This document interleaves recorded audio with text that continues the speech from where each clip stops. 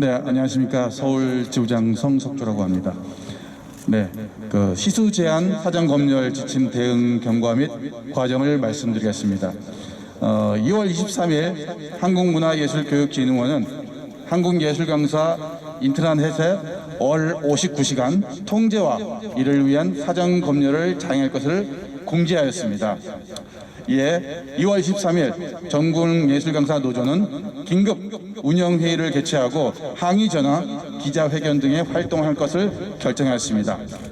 2월 24일은 전국예술강사 노조는 성명서를 발표하여 진흥원의 부당행위 저지에 나섰고 2월 25일은 세종시 문체부 앞과 진흥원 앞 두 곳에서 기자회견을 진행하여 문체부와 진흥원 면담을 통해 항의하였으나 반영되지 않았기에 이후에 2월 25일 예술강사 온라인 간담회와 28일 전국예술강사 노조 긴급 대의원회의를 개최하였고 전국적 1인 시위와 항의 전화 등 항의 활동을 들불처럼 일어났습니다.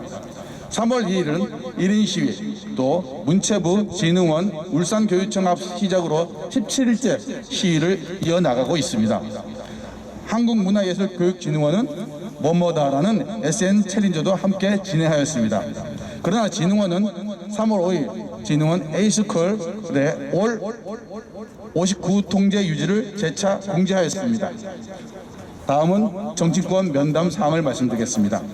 3월 8일 진흥원장 집단 면담, 제주도의회 면담, 3월 9일에는 문화예술노동연대 요구안 발표회, 경남교육청 도의원 방문, 대전 이상민 의원 방문, 3월 11일은 진흥원 면담,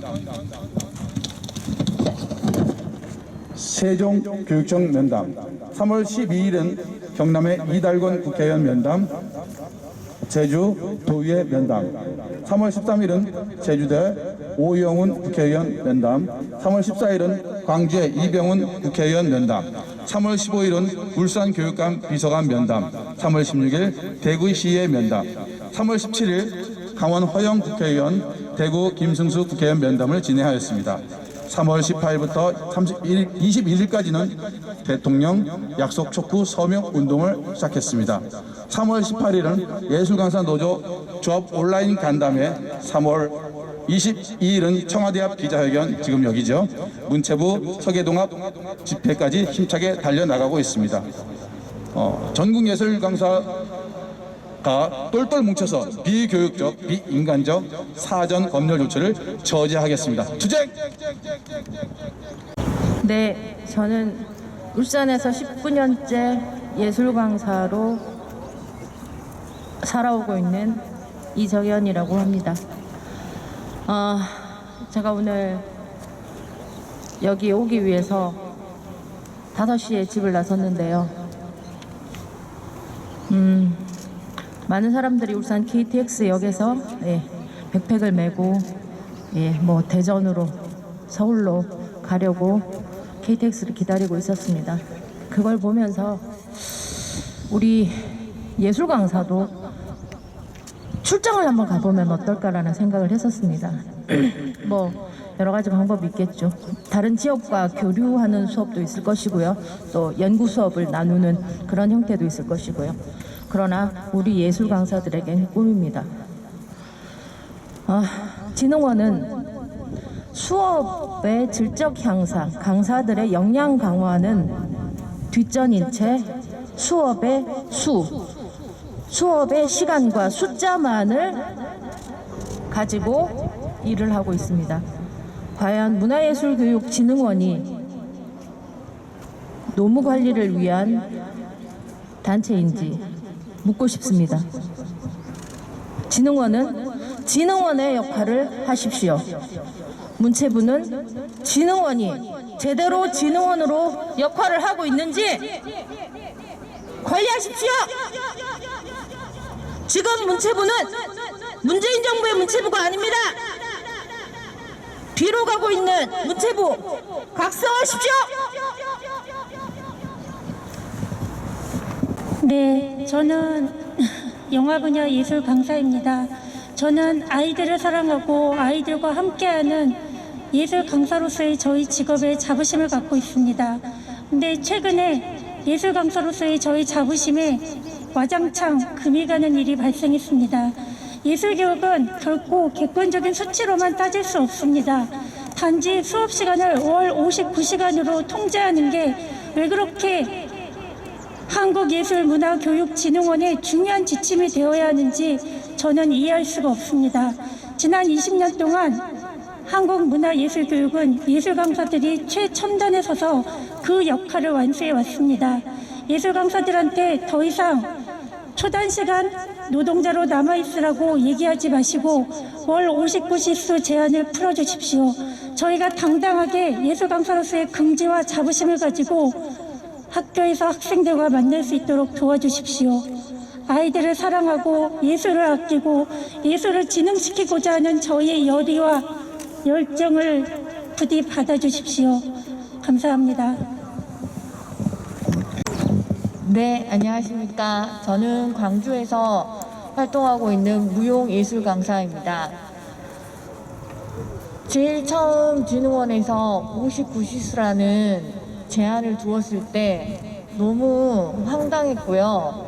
아이들하고 학사 일정은 정해져 있는데 그 일정은 다 무시한 채로 59시수만을 강조하는 진흥원이 너무 화가 났습니다.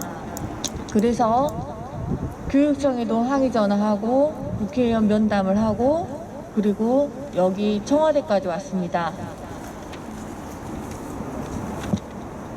왜 59시수라는 걸 제한을 두는지 정말 묻고 싶고요. 저희에게 사전 검열을 하듯이 거기 진흥원 직원분들에게도 사전 검열을 먼저 하고 나서 그게 해당이 되면은 저희에게도 그러게 했으면 하는 바람이 듭니다. 감사합니다. 네, 경남 양산에서 올라온 예술 강사 한 사람으로서 이 자리에 섰습니다. 하고픈 이야기가 많아서 바로 본론으로 들어가도록 하겠습니다. 2017년 3월 5일 MOONBYUN1이라는 아이디로 한 분의 정치인이 SNS를 통해 저희의 이야기에 귀를 기울이고 격려하고 약속해 주셨습니다. 그 아이디는 지금의 대통령이 문재인 대통령의 아이디입니다. 4년 전의 이야기를 토시 하나 틀리지 않게 일부분을 제가 한번 읽어보도록 하겠습니다. 예술 강사 선생님들은 퇴직금 없는 10개월 계약직에 의료보험에 제외되어 있습니다. 참여정부 시절 예술인 복지로 시작된 좋은 일자리가 이명박 박근혜 정부 들어 단기 알바처럼 취급되었습니다. 명목상의 취업 수치만 중요시한 채 점점 더 열악한 일자리가 되고 말았습니다. 예술 강사 사업이 정상화되어 문화가 활짝 꽃피고 예술을 통해 인간을 더 깊이 이해하는 사회가 되길 바랍니다. 좋은 일자리를 지켜 예술가들과 아이들 모두 행복하게 할 수 있도록 하겠습니다. 전국의 예술 강사 선생님들 모두 힘내십시오. 항상 응원하겠습니다. 여기까지입니다. 후보 시절의 약속에 저희 예술 강사들은 전폭적인 지지와 지원을 하였습니다. 허나 지금 저희는 제자리 걸음은커녕 뒷걸음질 치고 있는 실정입니다.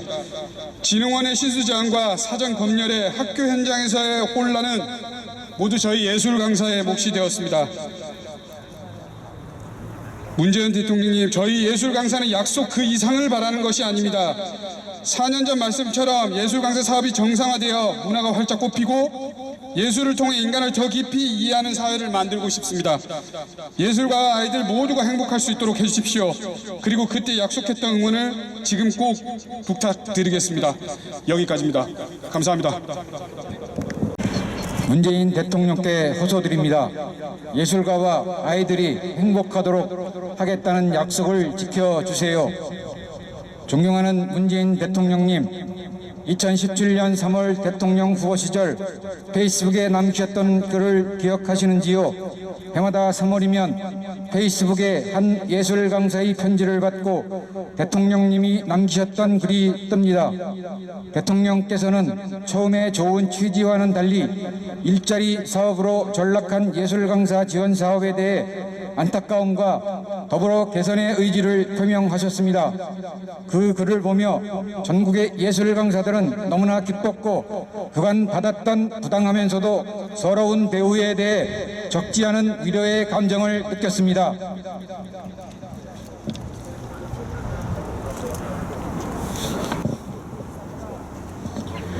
그 후로 4년이라는 시간이 흘렀습니다. 2019년 일자리 사업 최하 등급 평가에 의해 일물제 위기까지 몰렸던 예술 강사 지원 사업은 다행히 일자리 사업이라는 꼬리표를 떼고 일물제 위기에서는 벗어났습니다. 2021년에는 그동안 지역별 개별 운영기관의 위탁 형식이었던 계약의 주체가 한국문화예술교육진흥원으로 일원화되면서 예술 강사의 직업적 안정성에 대한 기대가 더욱 커진 것 또한 사실입니다. 그러나 이런 바람과는 다르게 한국문화예술교육진흥원은 지난 2월 계약을 불과 일주일 앞두고 기습적으로 지침을 발표하였습니다. 바로 월 59 시수 제한과 사전 검열에 대한 내용입니다. 예술 강사는 출강 전에 수업 계획 및 일정을 승인받고 변경 사항이 생길 때마다 승인을 받아야 한다는 것으로 이는 학교라는 교육 현장의 특성을 무시한 처사이며 실제 학생들과 만나서 수업을 해야 하는 예술 강사와 협력 교사의 업무적 부담을 전혀 고려하지 않은 학상 행정이 아닐 수 없습니다. 무엇보다 자율성과 창의성을 존중해야 할 예술 교육에 이런 행정 편의적인 시수 제한 및 사전 검열 지침은 문화예술 교육 전문가로서 도저히 받아들일 수 없는 내용입니다.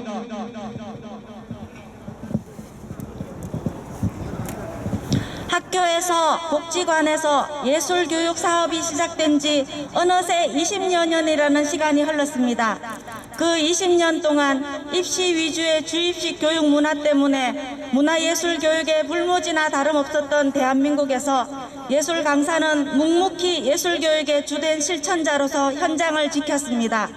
월 평균 수입이 100만 원도 채 되지 않는 열악한 상황에서도 5천여 명의 예술 강사들은 매년 280만 명의 수혜자들에게 예술 교육 기회를 제공하기 위해 헌신하였고 20여 년 동안 예술 교육의 최전선에 서 있는 교육자로서의 책임과 의무를 묵묵히 다해왔습니다. 정부에서 예술 강사 지원 사업을 설계할 때 주 14시간 이하 초단시간 노동자로 설계했습니다. 명목으로는 예술 활동을 병행해야 한다는 이유였지만 사실은 예산상의 문제였습니다.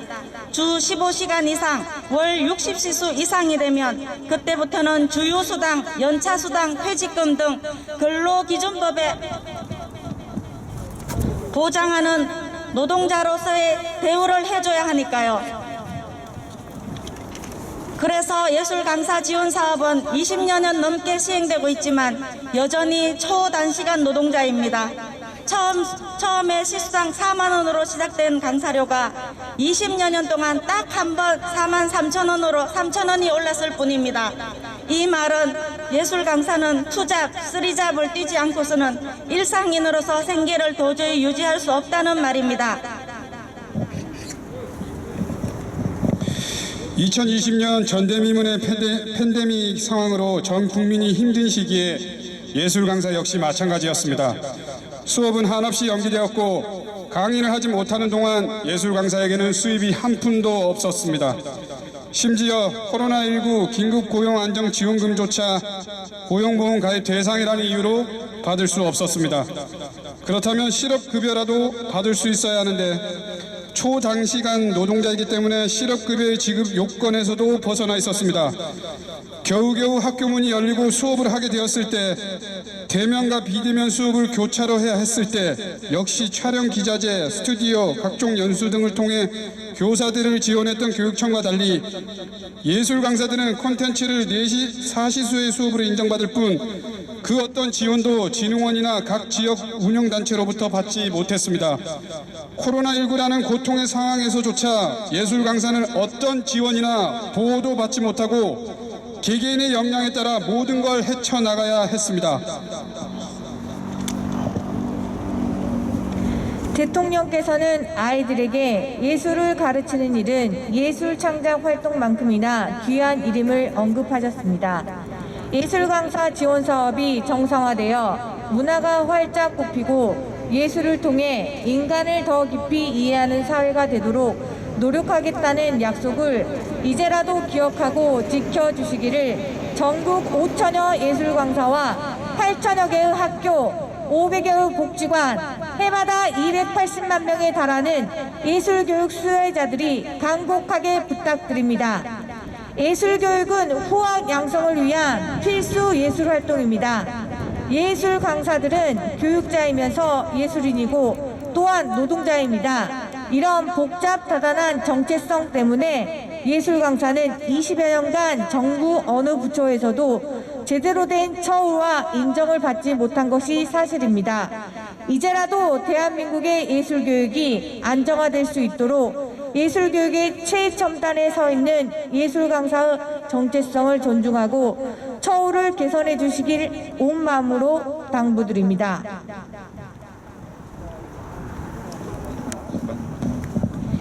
(2021년 3월 22일) 전국 예술강사 노동조합